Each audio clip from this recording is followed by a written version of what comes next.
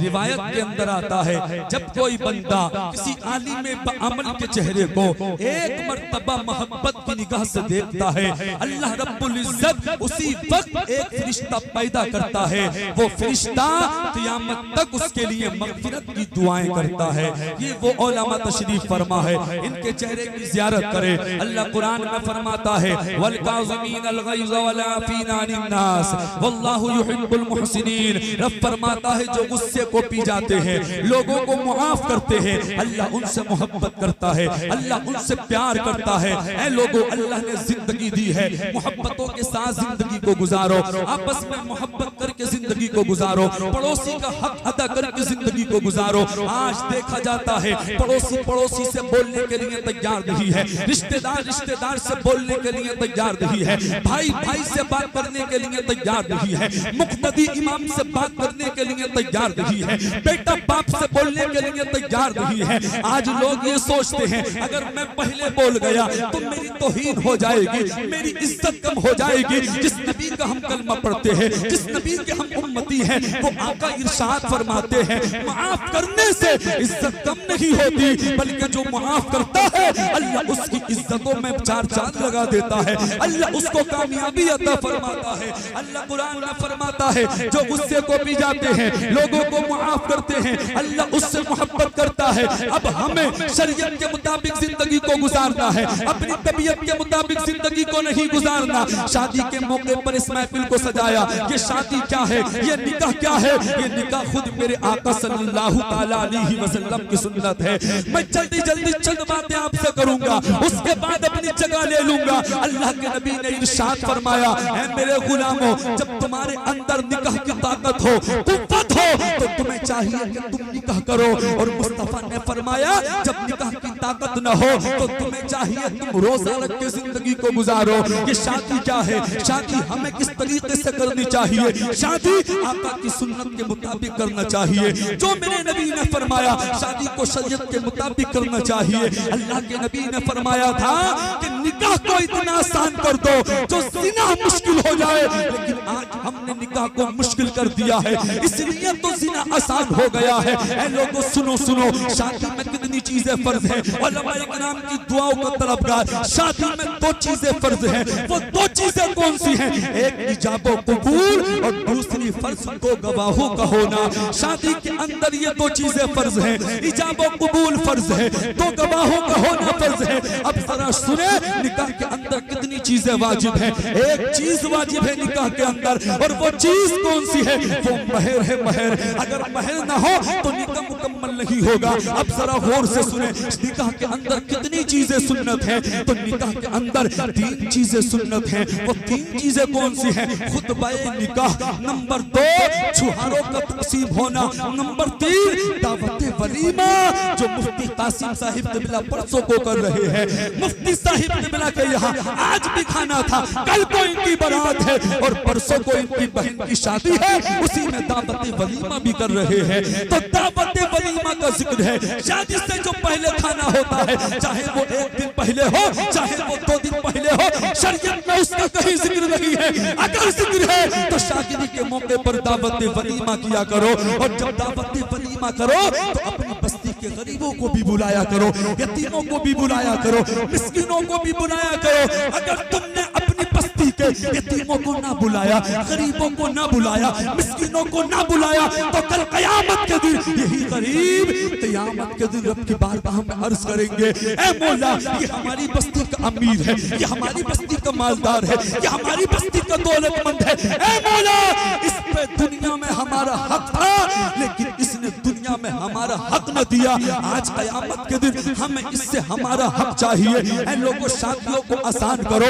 आज दहेज की बुनियाद पर न जाने कितनी बेटियों को मारा जा रहा है, न जाने कितनी बेटियां मर रही है। शादी को आसान करो, शादियों को आसान करो। आज कितने खाने की बर्बादी होती है। अगर जब तुम शादी होटल में करो या अपने घर के अंदर करो, लेकिन खाना कितना बर्बाद होता है। अल्लाह के नबी ने फरमाया था, ऐ मेरे गुलामों, अल्लाह ताला ने बहुत सारी कौमों को हलाक कर दिया, बर्बाद कर दिया, इसलिए कि उन्होंने अल्लाह के रिज़्क़ की तौहीन की, उन्होंने अल्लाह के रिज़्क़ को बर्बाद बर्बाद कर दिया। आज मोहब्बत नहीं है एक दूसरे के अंदर। इसकी एक अहम वजह यह है हमने अपने नबी के फरमान पे अमल करना छोड़ दिया। अल्लाह के नबी ने फरमाया था कुलू जमीआ वला तफर्रकू फइन्नल बरका मअल जमाअ। नबी ने फरमाया तुम सब इकट्ठा होके खाना खाया करो, अलग अलग न खाया करो, क्योंकि बरकत जमात के साथ है। आपस में मोहब्बतें पैदा होंगी। जब तुम अपने घर वाले इकट्ठा हो जाया करो तो घर के अंदर दस्तरखान लगाया करो, फिर सारे अफराद उस पर बैठ के खाना खाया करो।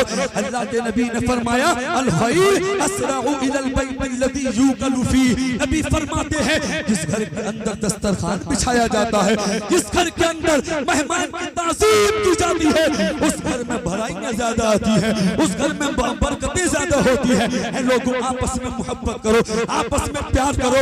आखिरी बात बता के मैं अपनी बात को खत्म कर रहा हूँ। आज लोग रिस्क को बर्बाद कर रहे हैं। जिसके सामने जितना खाना आता है वो उतना ही बर्बाद कर रहा है। लोगों एक रोटी की कीमत तुम क्या जानो? तुम्हारे सामने बेशुमार खाना शादी के मौके पर होता है। जरा सुनो सुनो, जब सरकार अपने सहाबा के दरमियान खाना खाते थे, सहाबा जब दस्तरखान पर कोई चावल का दाना नहीं गिरता था तो आका के गुलाम जानबूझकर चावल का दाना या किसी चीज खाने का दाना दस्तरखान पर गिराते थे, फिर उसको मोहब्बत से उठा के खाते थे।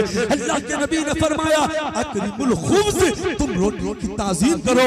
तमाम जिम्मेदार उलमा बैठे हैं। आज इस महफिल से एक मसला बता देता हूँ, जब तुम्हारे घर दस्तरखान लग जाए या आप किसी शादी में हो या किसी दावत में हो, दस्तरखान पर पहले रोटी आ जाए।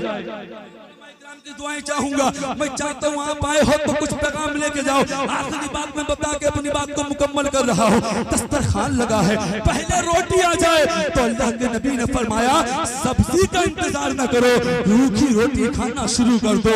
नबी फरमाते हैं अकरिमुल खुब्ज़, तुम रोटी की ताज़ीम करो। आज देखा जाता है कितना खाना बर्बाद होता है। आखिरी बात जो बताने का मेरा मकसद है उसको सुन ले और बात को खत्म कर ले। आपने नाम सुना होगा हजरत इमाम ज़ैनुल आबिदीन का।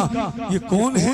आका इमाम हुसैन के शहजादे हैं, लख्ते जिगर हैं। ये वो हैं जिन्होंने करबला के मैदान में सब कुछ अपनी आंखों से देखा है। ज्यादा तफसील का वक्त नहीं, आखिरी जुमला रहा है। हजरत इमाम ज़ैनुल आबिदीन एक मर्तबा वुजू कर रहे थे, आपका गुलाम आपको वुजू करा रहा था। आपने क्या देखा? पास में एक रोटी का टुकड़ा पड़ा है। जिस रिस्क की आज हम तौहीन करते हैं, जिस रिस्क की हम अहमियत नहीं जानते, लोगों सुनो सुनो, जुमला दिल की तख्ती पे लिख के जाना, दुआएं दे के जाना, बात अच्छी लगे तो दुआओं से नवाजना। इमाम ज़ैनुल आबिदीन वुजू कर रहे थे, आपका गुलाम वुजू करा रहा था। आपने क्या देखा?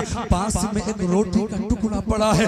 हजरत इमाम ज़ैनुल आबिदीन ने उस रोटी के टुकड़े को उठाया और उठाने के बाद साफ किया। साफ करने के बाद अपने गुलाम को दे दिया। साथ ही में कहा ऐ मेरे गुलाम, जब भी मुझे इसकी जरूरत पड़ेगी मैं तुझसे इस रोटी के टुकड़े को तलब कर लूंगा, इस रोटी के टुकड़े को मांग लूंगा। गुलाम ने रोटी का टुकड़ा लिया और उसी वक्त खा लिया। चंद दिन गुजरे, चंद अय्याम गुजरे।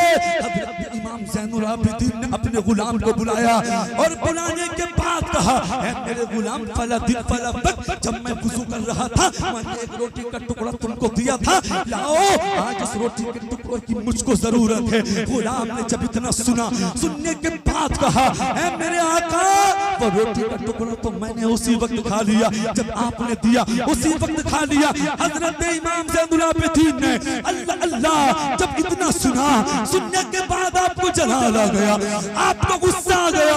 कुछ देर के बाद आप मुस्कुराने लगे और मुस्कुराने के साथ साथ आपने अपने गुलाम को सीने से लगाया और अपने गुलाम को सीने से लगाने के बाद आजाद कर दिया और कहा मेरे गुलाम जा जा, मैंने तुझको आजाद कर दिया है, जहाँ जाना चाहता है चला जा। गुलाम बड़ा चालाक था, होशियार था। दिल में ख्याल आया जब मैंने कहा रोटी का टुकड़ा खा लिया, मेरे आका नाराज हो गए, आका को चलाल आ गया। न जाने अब क्या हुआ, जो मुझे सीने से लगाया मुझे माफ भी कर दिया और मुझे आजाद भी कर दिया। कहने लगा हुजूर चला जाऊंगा। पहले ये बता दो, पहले गुस्सा क्यों, जलाल क्यों, बाद में इतनी शफकत क्यों, इतना प्यार क्यों? गले लगाया और आजाद भी कर दिया। मुख्तसर कर दूं, हजरत इमाम ज़ैनुल आबिदीन ने कहा ऐ मेरे गुलाम, कान खोल के सुन ले, जब मेरा बचपना था तो मुझसे मेरी दादी फातिमा ने ने कहा था, ए बेटा ज़ैनुल आबिदीन, अगर कोई जमीन से रोटी का टुकड़ा उठा के खाता है, अल्लाह उसके गुनाहों को माफ करके उसे जन्नती बना देता है। ए मेरे गुलाम, तुम मेरी दादी के कौल के मुताबिक जन्नती हो गया, मुझे ये गवारा नहीं कि किसी जन्नती से अपनी खिदमत करा सकूं। इस्लाम जिंदाबाद, वमा अलैना इल्लल बलाग। अस्सलामु अलैकुम।